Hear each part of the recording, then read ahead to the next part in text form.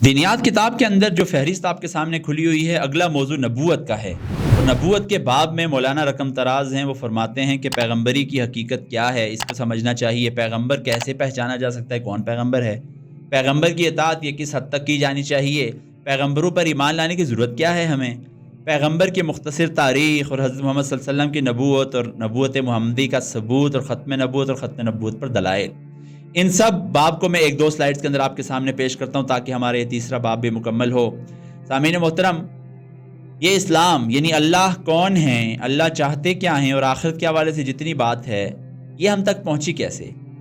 میں نے اشارتاً ذکر کیا تھا، اب کچھ تفصیل کے ساتھ بیان کیے دیتا ہوں کہ اللہ نے اس کائنات کے اندر جو پہلا انسان اتارا وہ نبی اتارا، اس لیے کہ اللہ تعالیٰ پہلے ہی بیفور ہینڈ انفارمیشن پہنچانا چاہتے تھے کہ تم لوگوں کو چند باتیں ضرور پہلے ہی بتا دوں۔ خود بتا دیتا ہوں، تم تحقیق سے نہیں پکڑ سکتی کہ اللہ کون ہے، تم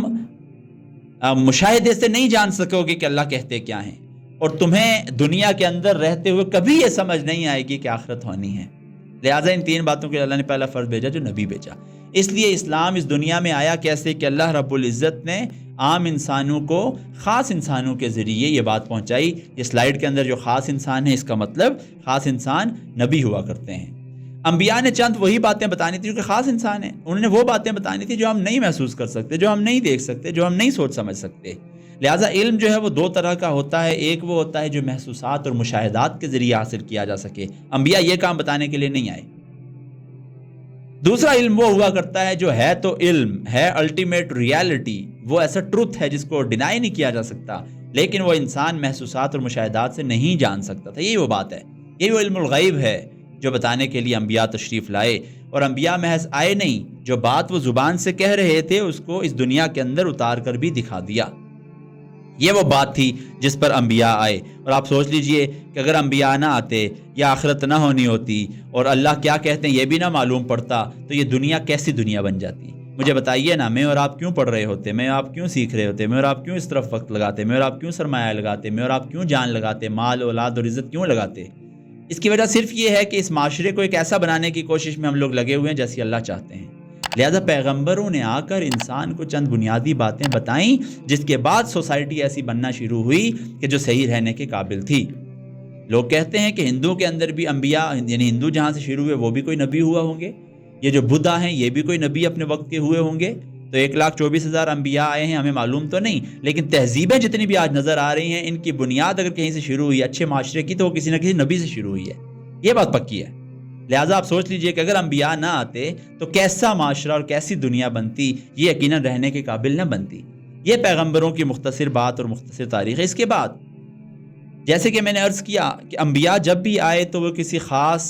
قوم، نسل اور برادری کی طرف بھی آئے ہیں، کسی خاص علاقے کی طرف بھی آئے ہیں۔ کچھ انبیاء ایسے تھے جو ایسے علاقوں میں آئے کہ جدھر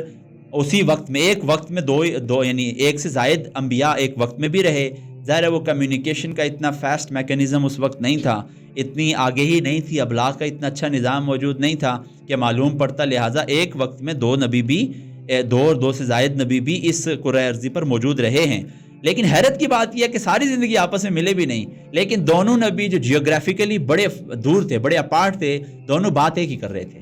یہاں سے حقانیت پتہ چلتی ہے اس بات کی، دونوں ایک ہی بات کر رہے تھے، وہ یہ کہہ رہے تھے کہ اللہ کون ہے، اللہ کہتا کیا ہے، اور تم مرو گے تو بات ختم نہیں ہوگی، یہی بات وہ دونوں کر رہے تھے اور زیادہ کر رہے تھے۔ لہٰذا نبی کی ضرورت، پیغمبر کی ضرورت تب پیش آئی جب اس علاقے کے لوگ، اس زبان کے لوگ، اس نسل کے لوگ وہ بھٹک گئے، نبی دوبارہ آ گئے اور پھر ان کو راستے پر لانے کی کوشش کی۔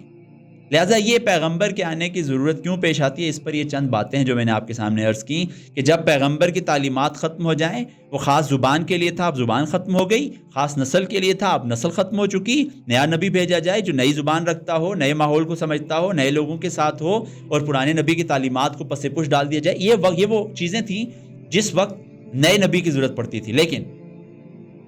محمد مصطفیٰ صلی اللہ علیہ وآلہ وسلم کو جو شریعت دی گئی، جو ہدایات اور تعلیمات دی گئیں، وہ عالمین کے لیے تھیں، وہ صرف اس عالم کے لیے بھی نہیں تھی، وہ اس کائنات کے لیے بھی نہیں تھی، بلکہ اور جتنی کائناتیں ان سب کے لیے تھی۔ کیوں؟